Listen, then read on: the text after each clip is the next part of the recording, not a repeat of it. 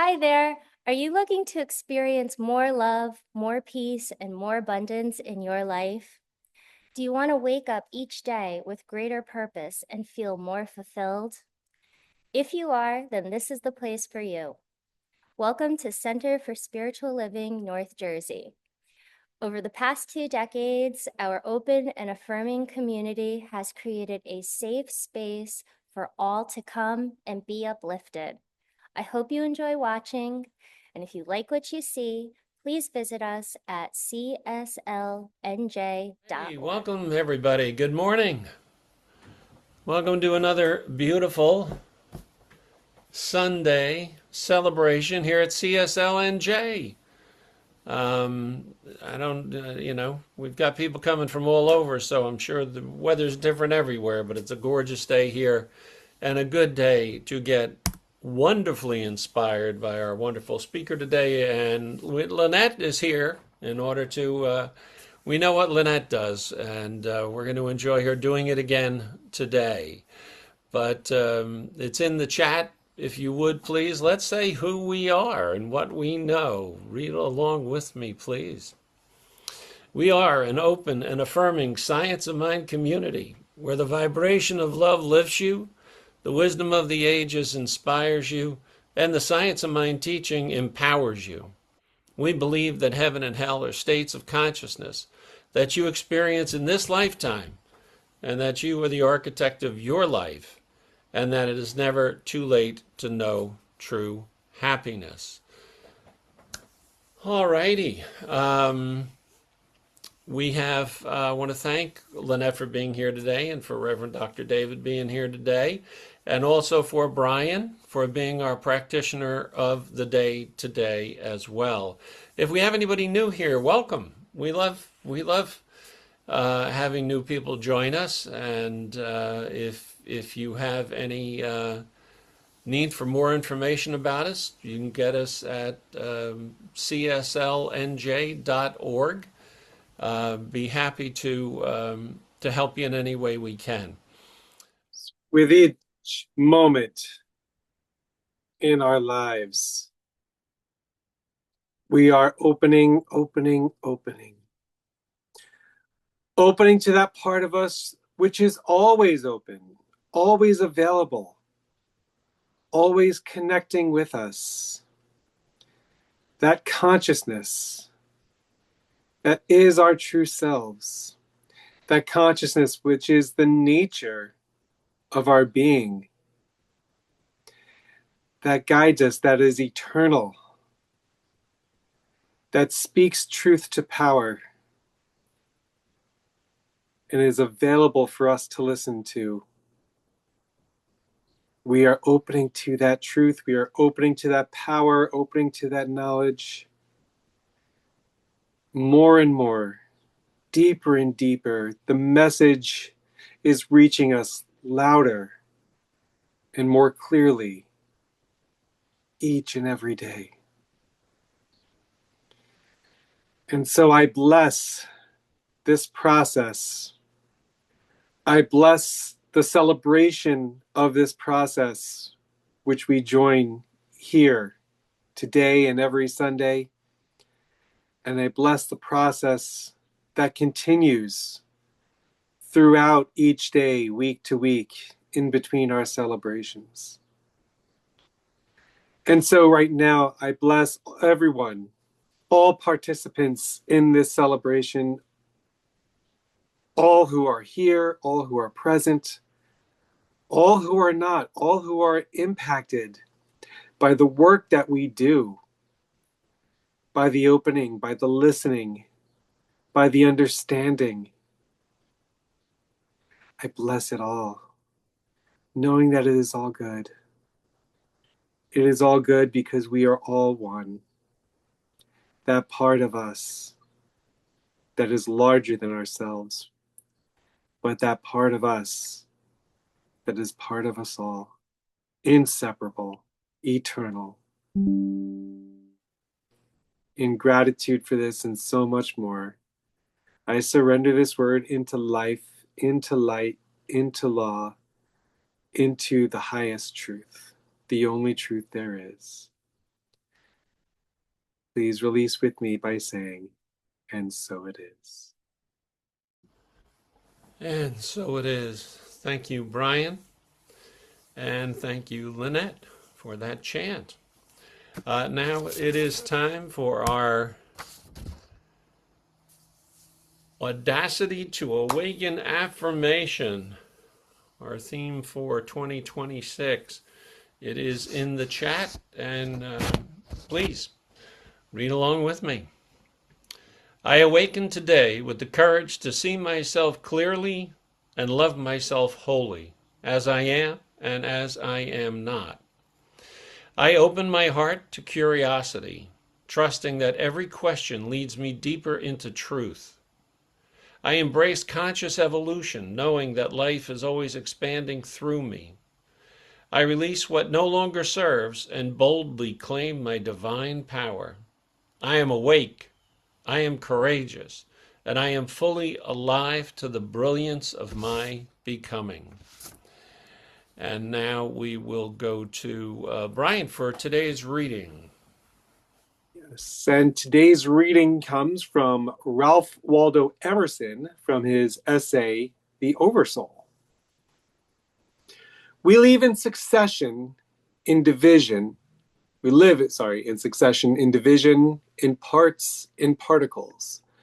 Meantime, within man is the soul of the whole, the wise silence, the universal beauty to which every part and particle is equally related, the eternal one. And this deep power in which we exist and whose beatitude is all accessible to us is not only self-sufficing and perfect in every hour, but the act of seeing and the thing seen, the seer and the spectacle, the subject and the object are one. We see the world piece by piece as the sun, the moon, the animal, the tree, but the whole, of which these are the shining parts, is the soul. It is only by the vision of that wisdom that the horoscope of the ages can be read. And it is only by falling back on our better thoughts, by yielding to the spirit of prophecy, which is innate in every man, that we can know what it saith. Every man's words, who speaks from that life, must sound vain to those who do not dwell in the same thought on their own part. I dare not speak for it. My words do not carry its august sense. They fall short and cold. Only itself can inspire whom it will, and behold, their speech shall be lyrical and sweet and universal as the rising of the wind. Yet I desire, even by profane words, if sacred, I may not use, to indicate the heaven of this deity, and to report what hints I have collected in the transcendent simplicity and energy of the highest law. Thank you, Brian.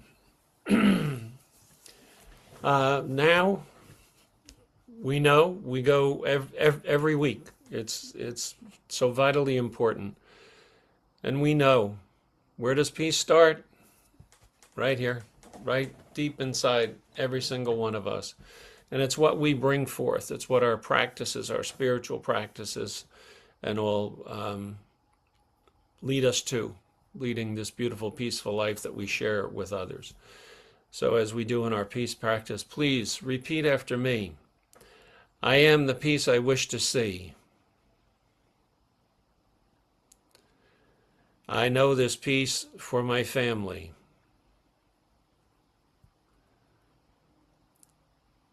I know this peace for my community. My community knows this peace for my country. And my community knows this peace for the world. Our speaker for the day is Reverend Dr. David Alexander. Many of you know him from other times that he has spoken for us. Some of you may not know him. I don't know. When I think about David, I think of David's a young man uh, who's done a lot. I mean, what he's put in there in his period of time is an awful lot of wonderful work and beautiful inspiration and service to people and our organization as far as CSL. Just a few. David became a religious science practitioner in the last century. That's how long he's been around. He's 27 years.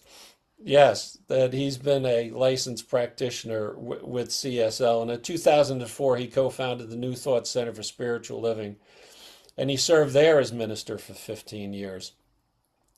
He has served 8 years on the Leadership Council for CSL, including 2 terms as chair. David, I'm sure you'll tell us. I don't know. Is the Freedom from Discord your latest book? Is that the newest book that you Yes. have? Uh-huh.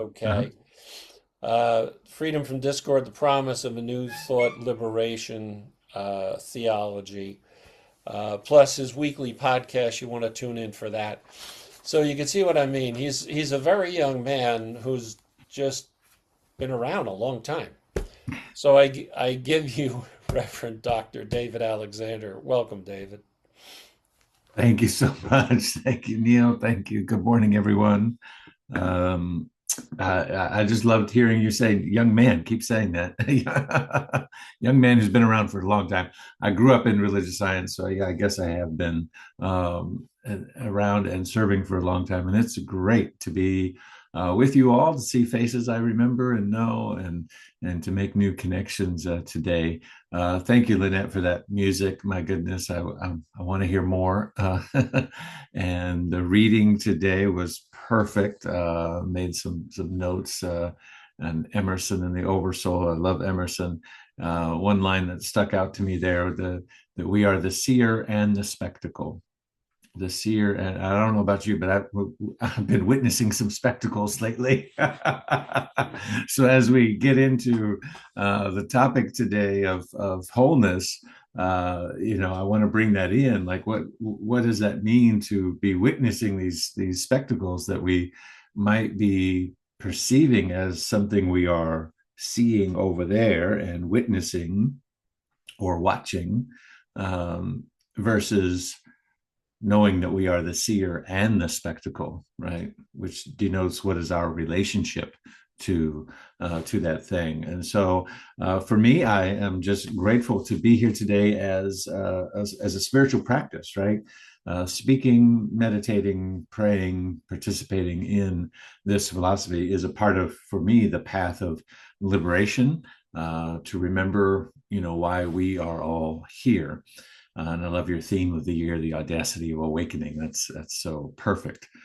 So for me, I always begin by just reminding myself that I am here to get free, right? Not merely to feel better, not to avoid discomfort, not to rise above the troubles of the world, but I am here actually to become free enough to participate fully in the healing of my life, and of my community and of my world, right?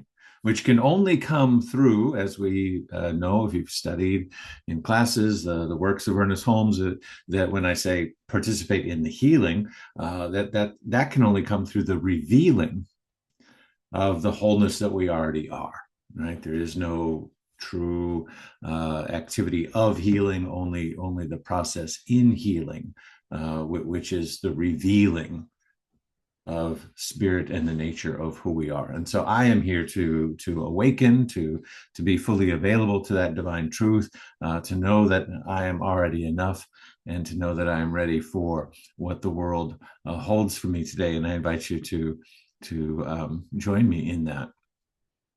I started today, and then I found something else this morning that I'm going to bring in. But I started today's talk and writing a few weeks ago on this idea from Ernest Holmes, which says, he says, the spark which burns at the center of our soul, of our own soul, The spark which burns at the center of our own soul is caught from the living and eternal flame of spirit.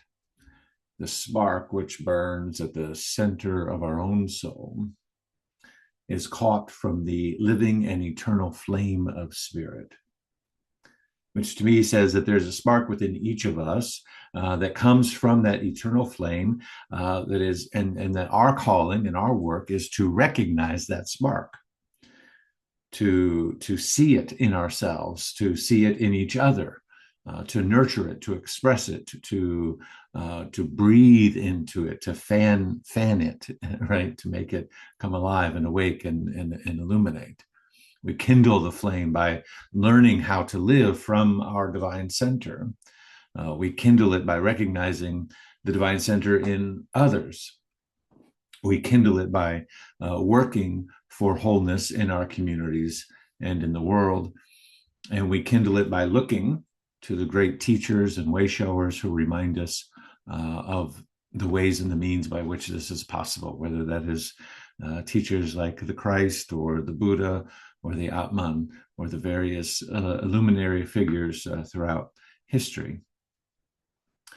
To perceive our world as whole, to enrich the atmosphere of our shared life, we must cultivate a consciousness of wholeness within ourselves. How do we cultivate that consciousness of wholeness, that awareness that wholeness is who and what we are? We might say that we begin by, releasing our perceptions of separation, our thoughts of and feelings of inadequacy or unworthiness or anything that would separate us from our greater good. And so we begin to learn the power of prayer and affirmation and meditation to begin to do that repair work, to remind ourselves sort of one drop of water into the glass at a time, that as one affirmation and one prayer practice and one breath, that we are whole, perfectly complete, and that all of our needs are met, and that we are part of a greater good, and so on and so forth. And then I came across something this morning that I want to share with you, and I'll get to it in just a minute. I'm trying to figure out the right place to insert it in relationship to my notes. So we begin by doing all of that releasing work. We open ourselves to that larger truth, right? That beneath every apparent division, there remains one life, one presence, one indivisible reality expressing itself as all creation. And yet we must be careful here, because I don't know if you've noticed, but transcendence can be tricky. Right? If we were in church together, I'd say, touch your neighbor and say, transcendence can be tricky. It can be tricky because sometimes in our desire for what I would call liberation, but our desire for spiritual healing, our desire for greater abundance, our desire for a life of good, however we want to phrase that, that desire can lead us into means and paths and ways of thinking that are in fact illusions, right? And some of them we might even call spiritual practices. Watch out. Right? That we say, well, but I want to get free. I want to express. I want to be free from the shackles of unworthiness and the limitations that the world has put on me, or that I have put on myself and accepted somehow. I want to get free. And sometimes instead of cultivating wholeness, we use spirituality to escape what hurts and what's uncomfortable. We're tempted to trade our pain and our woundedness for a divine remedy, a magic elixir that's made of myths and superstition and positive thinking and spiritual platitudes. Oh, yeah. See, I knew even if we're in the room, it would be quiet right now. The room would get quiet right now, right? And this is where it came in. So I was just kind of flipping through this morning and picking some random things from the coordinates on wholeness in The Science Mind by Ernest Holmes, and came across this. It's 364, 365 in The Science Mind. He's talking about the indivisible whole, and I'm not going to read all of that. But towards the end of it, he says, each of us then represents the whole. How should we feel towards the whole? In the old order of thought, the whole, we thought of the whole as sort of a mandatory power, an autocratic government, an arbitrary God that sent some to heaven and some to hell, all for his glory. Now we are more enlightened and we realize that there could be no such divine being. We have meditated upon the vastness of the universe as law, and we have said God is law. There is a divine principle, which is God. And then he says this. So I was good with all of that. I was like, yeah, all right. He says, in this new order of thought, we are likely to fall into as great an error as in the old thought, unless we go much deeper than thinking of God as merely principle. God is more than law or principle. And he put that in all caps. God is the infinite spirit, the limitless consciousness of the universe, one infinite person within whom all people live, one indivisible whole. And what caught me about that was, he says, we are likely to create as much of an error as the old thinking that God is some arbitrary being, that unless we go deeper than just thinking of God as a principle, because it is there we could say, well, God's a principle and a law, and you have to, follow the law and have your thinking in right alignment with the law, and therefore either you are or you aren't, and if you aren't, then it's your fault, and right, what's wrong with your thinking? And right, he says we're likely to create as much of an error unless we understand that, yes, God's a law and a principle, but it's bigger than that. God is the infinite spirit, the limitless consciousness of the universe, the one infinite person within whom all people live, the one indivisible whole. In other words, more than just the law. Everything, the seer and the spectacle. There's another section, a quote from Ernest Holmes that in which he says, humanity will deliver themselves from sickness and trouble in exact proportion to their discovery of themselves and their true relationship to the whole. Humanity will deliver themselves from sickness and trouble in exact proportion to their discovery of themselves and their relationship to the whole. And that to me is the key right there, our relationship to the whole. So often we want to do the work of discovering ourselves, and we take the classes and we study and we turn within and we, eat better and walk more and meditate and pray and do our yoga or whatever it is. And so we're all on that path of discovering ourselves, but then the rest of it, the whole, is still them over there and that problem and those people and all of that. And that's the piece I believe that we're missing. It is our relationship to the whole, the seer and the spectacle. Our healing is connected to the discovery of who we truly are and our recognition that we belong to something larger than ourselves, right? That the only cause of all that is has brought forth everything from within itself, having no beginning and no ending, forever expressing and re-expressing itself as the manifest reality of our everyday experience. The universe is self-existent, self-energizing, self-propelling, self-knowing, self-acting, everything taking place within that one infinite self, undivided. You see, as we continue to kind of lean into this together this morning, begin to feel, I hope you can, as I do, begin to feel the words penetrating, right? All of the ways in which we've separated ourselves from the whole.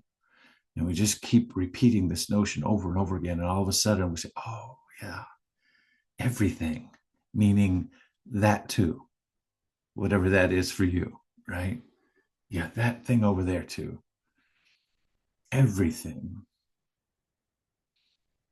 Mm. Jesus taught us to seek the kingdom, to know that there was a sacred dimension of life, and that if we sought that first, that everything would be added to us. And we often think of that everything would be added to us in this way of like, you'll get all the goodies, right? You ever approached it that way? Like, oh yeah, I want to seek the kingdom. I want to know myself. I want to know the divinity within me so I can get all the goodies. But what if but what if everything will be added unto you is like, no, everything will be added unto you, the awareness of who you are. Everything, all of the news stories, all of the Facebook posts, all of the drama in the world, everything. Like the Amazon packages won't stop. Like you'll open your door, everything, not just the stuff you like or you're questing after or your heart's desiring. Everything, right? Because it is our relationship to the whole that has to be explored, not just our relationship to the self, but our relationship to the whole, as in the whole of creation, everything that's happening there. I hope you're catching what I'm sharing here this morning. Our wholeness is often shaped by our expectations, and our expectation is shaped by our desires. Right?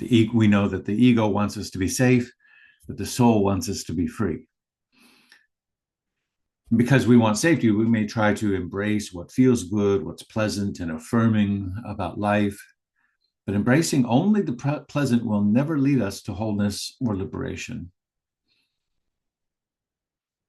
In some ways, it's out of integrity, right, with the notion of what wholeness is, the allness of God, to limit or to narrow our sense of what is acceptable or what is good by refusing to engage in anything that would make us uncomfortable.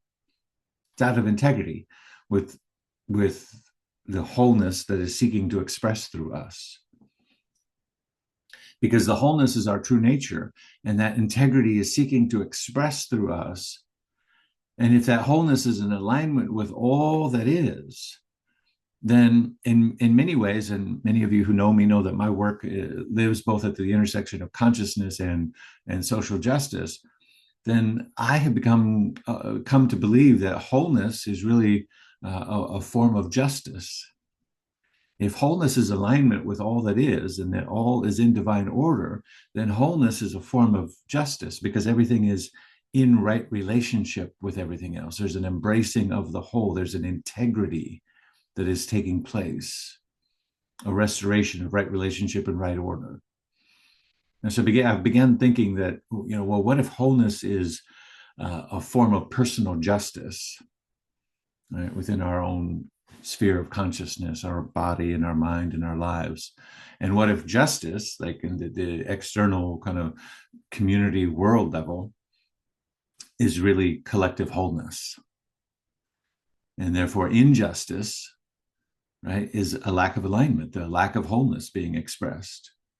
And therefore our path to healing that is the same path as you and I manifesting our good, right? It's examining our relationship with wholeness. What that also means is that that divine discontent, that friction, that when we feel that something is not aligned, when we see something that is not right, when we see stories that provoke us, that there is something that those friction points are the way by which we measure the progress of our integrity. That friction is not always the evidence of something that's gone wrong. Sometimes friction is necessary as an examination of going deeper into the relationship. It's the doorway through which we say, what does this have to do with me, right? How is this connected to the wholeness of who I am? It's an invitation, not something to be brushed off or not something to be buried, but something to be examined and to understand the ways in which those things are triggering the deeper relationship with our wholeness. We see it in nature all around us, but we forget because it's just the way things are, right? We forget that the rosebud is under tremendous pressure before it blooms, before that one petal pops open, right? There's tremendous pressure inside of it that the butterfly has to struggle in order to emerge, right? We forget that the seed has to be broken in order for something good to come forth. That'll preach right there. Come on, talk to me, somebody. The seed has got to be broken, right? Before it must push through the soil, the stone, the damp, the darkness, the clay, and to find its way to the surface and to the light, right? The baby chick has to become so uh, finished with the toxicity of the environment that it participated in, right? The baby chick is stewing in its own doing, as my late friend Bishop Carlton would say, right? Stewing in its own doing, and got to get so upset with that, say, "Ooh, it just stinks in here," right? There's got to be another world. Let me break out into the nothingness, into the allness, into the I don't even know what it is because this is all that I've ever known, right? In order to find something else. The mother has to push through pain and discomfort to give birth to new life. And so wholeness is our nature, but we are designed to evolve and to grow through these things that push us and try us both internally and in the world. There is a cry, I believe, ringing in our ears, a cry of children separated from their parents by ICE, the cry of innocent, unarmed Black men dying in our streets, the cry of women who have struggled for too long to have their stories of abuse be heard and believed, the cry of families crushed by poverty and violence and prejudice and fear, the cry of our nation's heartache over growing divisions in our political discourse. And it would be foolish and unwise to respond to such moments, the evolutionary moments. It would be foolish and unwise to answer these cries with spiritual platitudes, right? With deaf requests to simply accentuate the positive and eliminate the negative and not be bothered with the in-between, which is, by the way, sourced right out of New Thought, that whole writing of that song and everything. So I'm not saying that we don't do that, but there's a deeper call, as Ernest Holmes said, right? We're likely to make just as much of a mistake as the old theology if we just say, well, it's a principle and you got to not participate in the negative and just, right? No, it's deeper than that. It's the allness. It would be unwise because there's something within us that knows better. There's something within us that hears the cry of humanity. There's something within us that knows that we're connected to it. And there's something within us that knows that we are participants in the healing of it. In Exodus, there's a passage in which it says, in the presence of God says, I have indeed heard the misery of my people in Egypt. I've heard the cry. I've heard the crying out because of the slave drivers, and I'm concerned for their suffering. And then he says to Moses, now go, I'm sending you to bring my people home, to bring them out of their suffering and their condition. And it's an interesting passage, right? Because God says, I hear and I see what's going on. I hear what's going on. I'm concerned about it. I've come down to do something about it. And by the way, I'm sending you, right? He said, doesn't say, well, just step aside and I'm going to take care of it, right? No. I've heard, I've seen, I'm concerned, and you are the answer, right? I'm sending you. So there's an intelligence in the universe. There's a wisdom. There's a wholeness that hears the cry of humanity and has sent us to be the expression of wholeness, to send us to be the activity of generosity and love and peace in the world, right? The reason that we gather in places like this and take classes and learn and study and grow to develop the capacity to hold a consciousness of peace and love and generosity is so that when we hear the cry, we possess the inner strength and the moral courage to be able to respond. God didn't say, God didn't go to Pharaoh and say, you know, a number of people have been praying that that you would see the light and have a shift in your experience and maybe have an insight about your behavior. And no. God told Moses, go there. And Moses said, let my people go, right? Our spirituality must become embodied. Our prayers must grow feet. Our compassion must become courage. Our inner knowing must become right action. And that story in particular, right? It's not about getting out of Egypt. It's about spiritual liberation. It's about refusing to live under the conditions that would deny the truth of who we are. And Moses says, well, by what authority would I even begin to do that? God says, I am. Tell him that the I am sent you. Tell him the wholeness that you are is enough. Whew. That right there. Tell him that the wholeness that you are is enough. It's enough authority. It's enough power. It's enough clarity. It's enough wisdom. Whatever it is that you're seeking in your life right now. Whatever questions that you have, whether it's about your life or the world or anything that's happening, say to it the question that you have, the struggle that you have, the concern that you have. It's about your health or your bank account or the next right step in your career path or life choices, or just a collective concern about where we are based on what's hitting the headlines in the news. Whatever you're holding, tell it that the I am is enough. The I am that you are is more than enough to answer that challenge. Oh.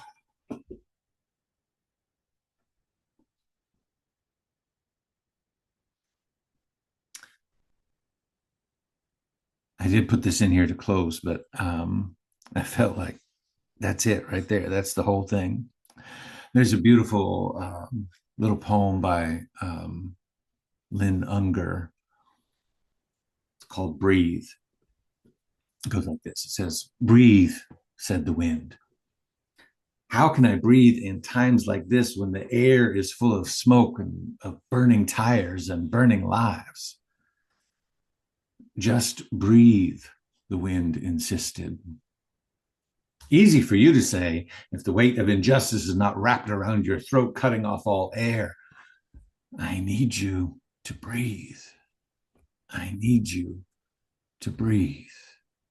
Don't tell me to be calm when so many reasons to be angry and so much cause for despair is around us. I didn't say be calm, said the wind. I said to breathe. We're going to lead a lot of air to make this hurricane together. And so we breathe, not to become passive, not to avoid pain, not to retreat into comfort, but we breathe so that we can remember who we are. We breathe so that we can hear the cry without being consumed by it. We breathe so that we can speak to the moment that requires our voice. We breathe so that we can become part of the great movement of Spirit's expression of wholeness and truth and love and beauty. And so I simply move into affirmative prayer in this moment, knowing that there is one power, one life, one divine intelligence, one infinite source of all that is, one wholeness that has sent us here. And that this self-knowing infinite expression is indeed, as Emerson articulated, the seer and the spectacle. For its own divine revelation to know itself, it has created all that we find ourselves in. And some of those things call upon us to dig deeper into the reality of who we are, to find the capacity to love more, to find the capacity to give more, to find the capacity to be more. And when we do, we find that there is an infinite wellspring from which to draw more strength, more courage, more love, more right action. It doesn't mean we have to take on all the burdens of the world. It simply means that we have to be fully expressed as the divine power that we are, that the I am is enough. The I am within you is all that you need to know and to express the I am that is within you. In doing so, all will unfold in such beauty and harmony that it will amaze us. So I declare in this moment that that is exactly what is unfolding here and now for each and every individual gathered within the sound of my voice, that there is a divine right action taking place. There's a calling upon the resources from within the self, that the self knows the self, the infinite self, that deep calls unto deep and deep answers deep. And there is an expression, and that expression is that of love and compassion and joy and fulfillment in every area of life. And I know this to be the divine right order for each and every individual gathered here today. I give thanks for it, and I simply allow it to be. And so it is. Thank you for having me today. In the silence there is peace. In the silence there is unspoken joy. In the silence there's release. In a world full of chaos and noise, so I'll wait for these precious moments when I hear all that could never be said, and right here in this holy silence I find God, I find myself.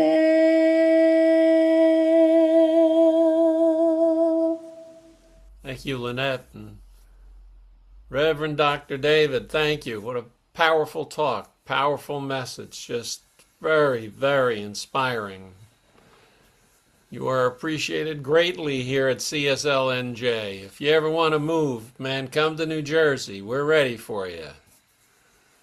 Forget that West Coast stuff, you've got the right attitude for New Jersey, David. What can I tell you,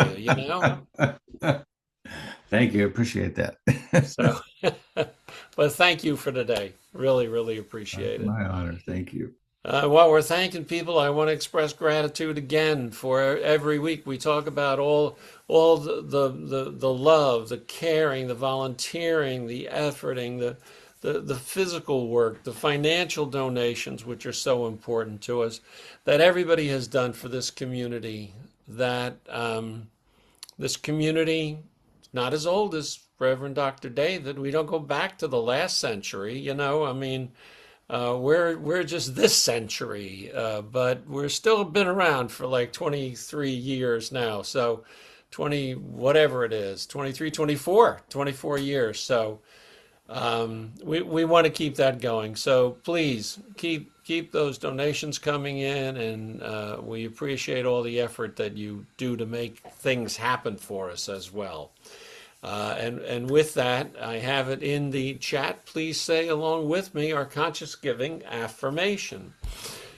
I bless this gift that I give today. I give this gift from my heart, and I give it mindfully. May my gift go further to heal, prosper, and bless this center and all who enter. I accept all good that comes as a result of this flow, knowing that it returns to me multiplied abundantly, and so it is. As we all found out today, we are on Zoom, but next week we are in person as well as being on Zoom. And Ty, if I'm correct, I'm believing we have choir next week. I believe so. Yeah, we get some choir going. Yeah. That'd be great. We got some music happening around here. We have great music around here. You know, we're the Ty and Celine and Clive and Richard and just these wonderful professional talents and Lynette. We bring in so many, you know, Robin Hackett and Jesse Powers. And Jesse Powers is somebody who is not on the East Coast very often, but we are so fortunate that she is coming to the East Coast. She is August 30th. She is going to be the musician of the day. Wait, that makes her a mod, not a pod. That's not a POD, that's an MOD. She's a mod. And we've all had Jesse, you know, here on Zoom. But she will be in person, and you're hearing this here first. There will be a house concert with Jesse that evening, that afternoon at 4 o'clock. So in the newsletters, that information is coming out. Get your tickets. There's only going to be like 25 tickets sold to this. So you really want to be able to reserve your tickets early. It's going to be, you know, an intimate concert with her in a private home in West Orange, and that is going to be on August 30th at 4 o'clock in the afternoon. So that's going to be a fun time for all of us to come together, hang out, listen to Jessie do her thing, and she sings for so many New Thought communities, you know, around the country and probably in Canada as well. So I put the link in there for you right now. Oh, I'm sorry, there's only 23 tickets left. I bought the first two, so you're out of luck if you wanted to get the first two. But there are some left there. So we have that going on. We also have Michelle's The Conscious Living Project, and the place you're going to find information on this is not on our website, but it is going to be on her direct website. Keep in mind that we do get like 30% of any of these classes that you do with Reverend Dr. Michelle. So it helps our center and it helps you. It absolutely does. This is a beta class. It's a 10-week experience designed to invite participants to become more conscious of the small daily habits that influence peace, relationships, emotional well-being, clarity, and personal power. Starts this week, so don't miss that. Get that one there. So we are in good shape, and with all those thank yous and all this wonderful presentation here today, Spiritual Living North Jersey, we believe in empowering individuals to discover their inner strength and their connection to divine life. Through our supportive community, transformative workshops, and uplifting services, we provide a safe space for personal growth and spiritual exploration. Whether you're seeking clarity, healing, or a deeper understanding of life's mysteries, our center offers practical tools and timeless wisdom to help you thrive. Join us in creating a more diverse, compassionate, and kind world. Your world, the way you want to create it.